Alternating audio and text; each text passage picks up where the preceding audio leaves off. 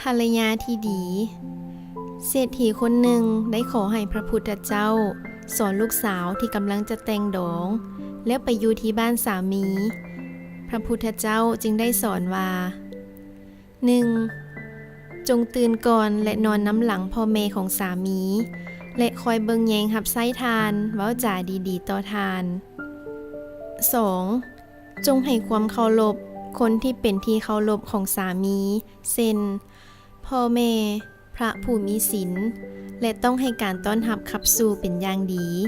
3. จงเป็นผู้ที่จัดการงานดีคือ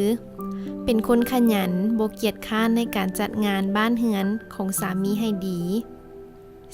4. จงเบิ่งแยงคนรอบข้างของสามีคือเบิ่งแยงบริวารหรือลูกน้องของสามีได้เป็นอย่างดีฮู้ว่างานส่วนใดของไผเฮ็ดแล้วหรือยังบ่ได้เฮ็ด 5. จงรักษาทรัพย์สินของสามีคือช่วยจัดการทรัพย์สินที่สามีหามาได้ช่วยเบิ่งแยงรักษาบ่เล่นการพนันบ่ลักทรัพย์บ่ดื่มกินของมึนเมาบ่เอาแต่ใช้จ่ายเผาผลาญทรัพย์สิน